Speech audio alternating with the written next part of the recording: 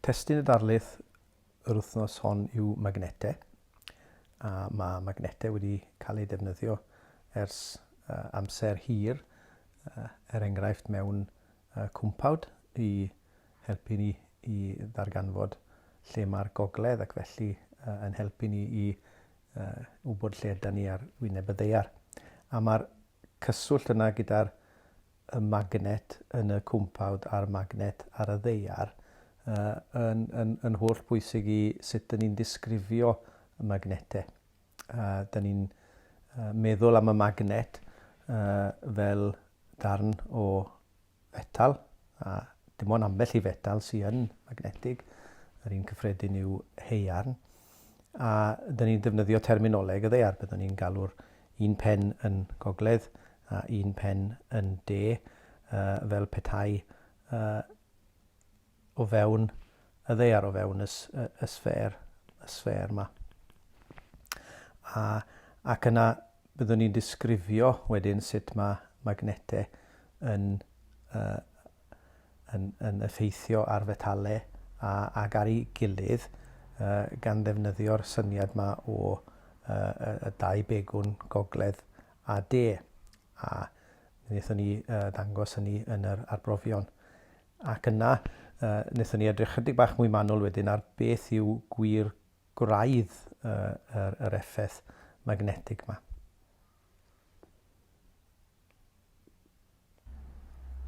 Y darlun byddwn ni'n defnyddio fel arfer i ddisgrifio effaith magnetau ar ddefnyddiau a'i gilydd yw'r syniad o y maes magnetig. A wedyn byddwn ni'n dychmygu y llinellau yma o gwmpas y magnet a wedyn defnyddio'r llinellau dychmygol yma i helpu ni ddeall sut mae magnetau yn effeithio ar ei gilydd. A mae'r rhain yn llinellau sy'n dod allan o'r gogledd ac yn mynd o gwmpas a dyn nôl mewn i'r de.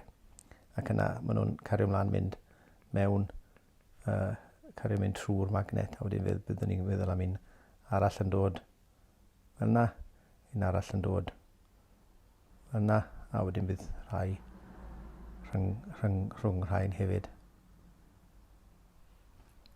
A mae pob un yn dod allan o'r gogledd ac yn dilyn ei llwybr rownd mewn cylch ac yn ôl wedyn trwy'r magnet. Felly dyna'r darlun sydd gennym ni o'r magnet, a wedyn byddwn ni'n defnyddio'r llinelloedd yma wedyn i ddisgrifio sut mae'r magnetau yn effeithio ar ei gilydd. Enghraifft, wnaethon ni weld bod y magnet, os byddwn ni am un magnet a gogledd a de, a bod ni'n rhoi magnet arall wedyn gyda gogledd a de, bydd rhain yn tynnu at ei gilydd trwy'r grym magnetig, ac wedyn bydd gynnon ni sefyllfa lle bydd hwn yn biafio fel un magnet mawr gyda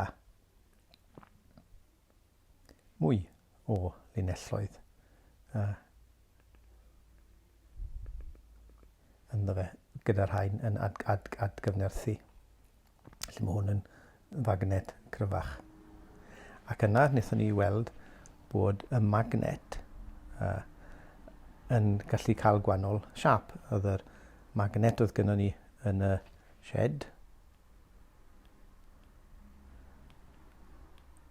yn magnet lle oedd y siap bach yn wannol, ond nhw'n magnetau lle oedd yr pegwn y gogledd ar hyd yr ochr hir, hytrach na'r ochr dder o'r metal. Ond mae'r maes magnetig yn dilyn yr un rheolau. Mae'r llinelloedd yn mynd allan o'r gogledd a dod mewn i'r de ac yn ffurfio cylchoedd.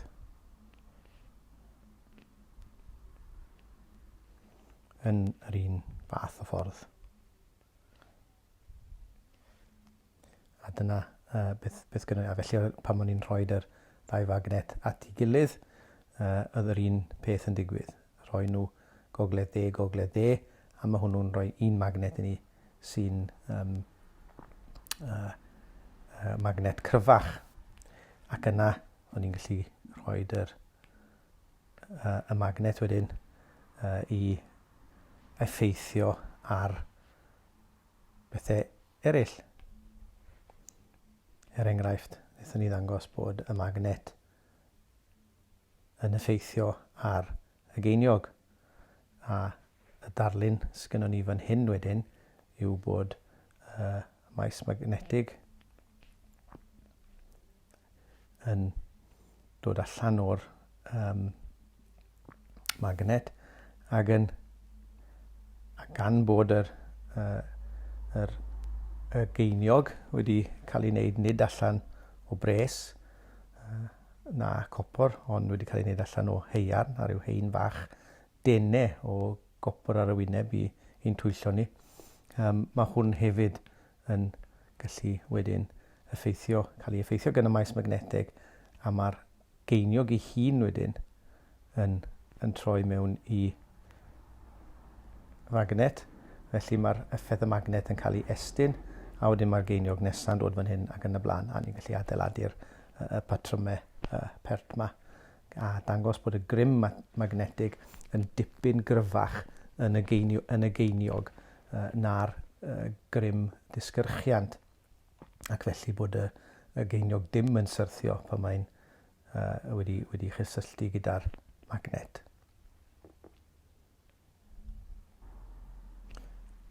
Y peth nesaf wnaethon ni yn y shed oedd defnyddio'r hoelion bach i weld y patrwn yr llinellau yma ar gwahanol magnetau.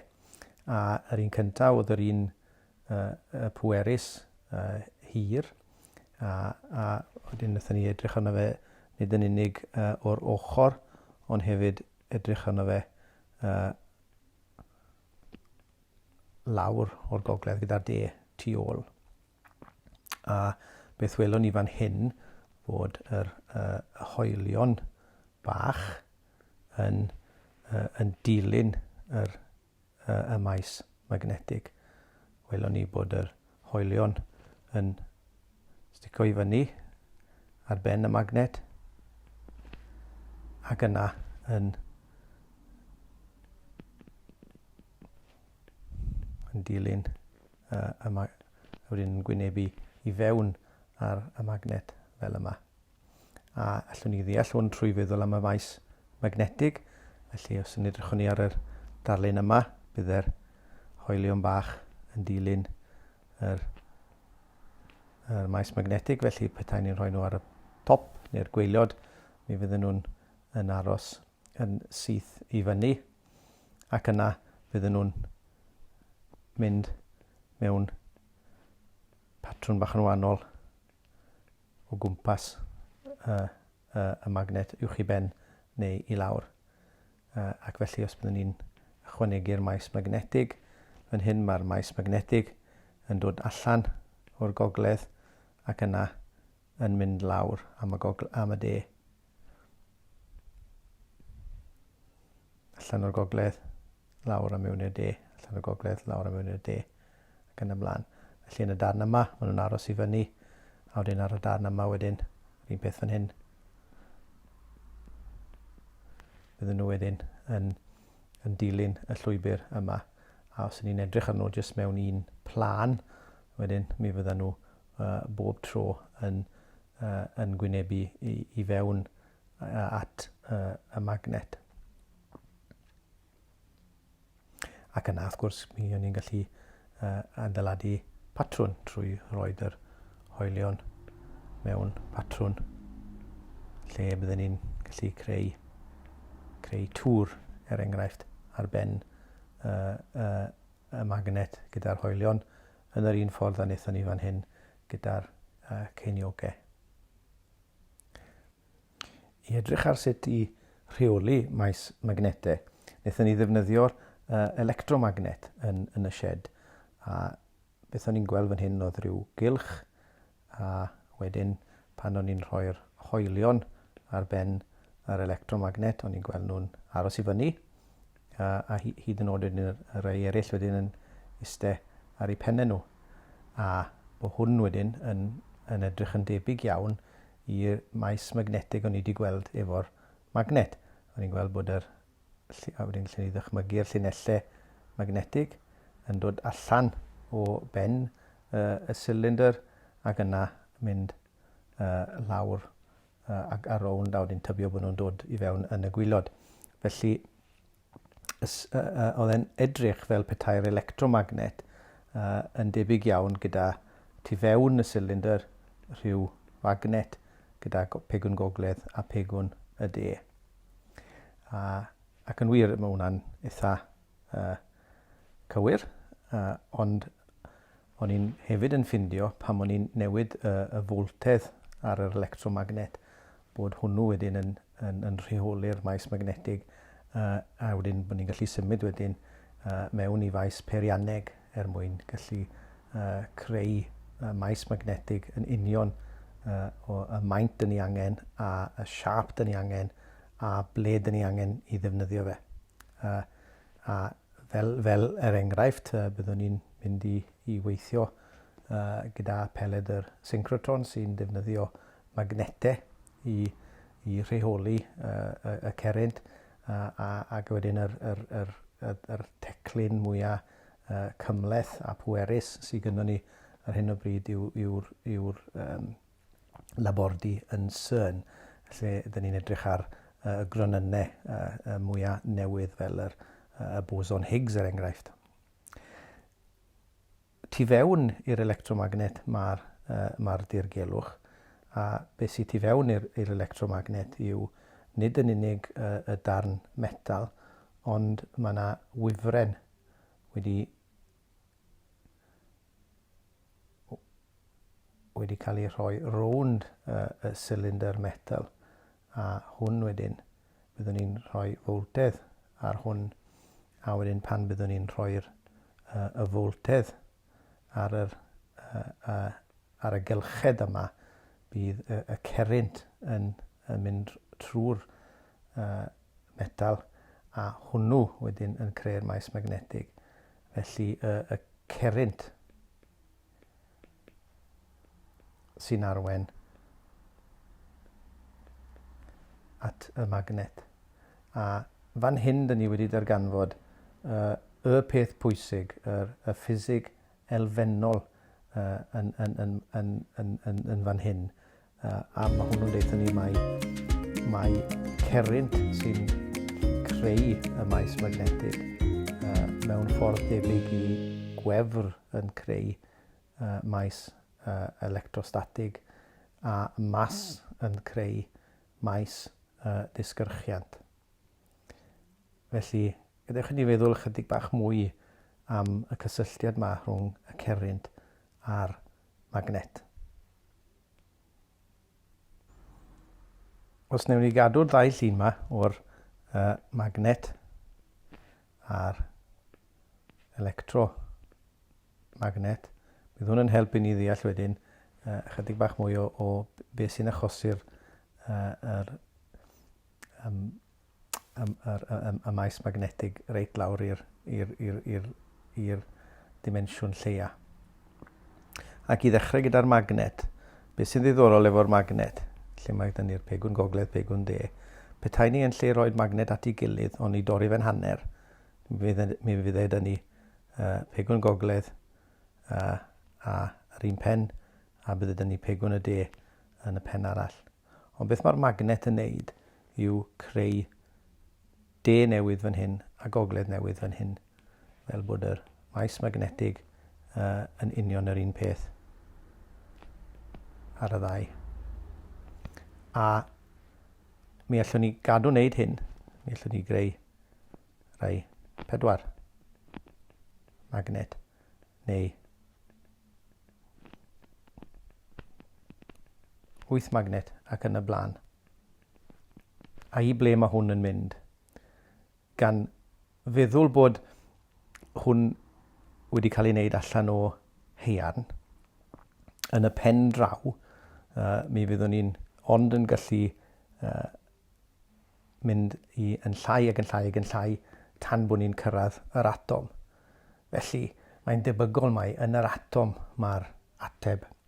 Ac yn wir, gan ddefnyddio beth ni'n gwybod am yr electromagnet, fyna mae'r ateb, oherwydd mi allwn ni ddim mynd yn llai na un electron, a felly y wefr lleia sy'n ni'n gallu dychmygu yw electron, a os yw'r electron gyda gwefr negatif, allwn ni feddwl am yr atom symla, a'r atom symla bydde hydrogen, gyda gwefr positif mawr, y proton, a gwefr negatif fach, yr electron. A yn yr atom, y darlun symla sydd gyda ni yw bod yr electron yma yn teithio o gwmpas y proton mewn cylch.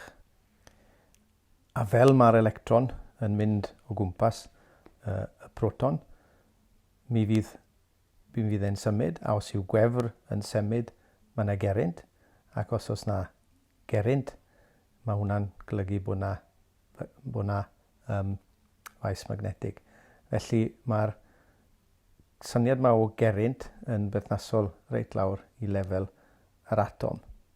Mae yna bosibiliad arall bod yr electron hefyd yn mynd o gwmpas i hechel, petai hi'n rhywbeth debyg i'r ddeiar, er enghraifft. Mae'r ddeiar yn neud hyn, mae'r ddeiar yn mynd o gwmpas yr haul, a mae hefyd yn troi ar ei hechel. A felly mae yna ddau ffurf i'r electron i gael maes magnetig.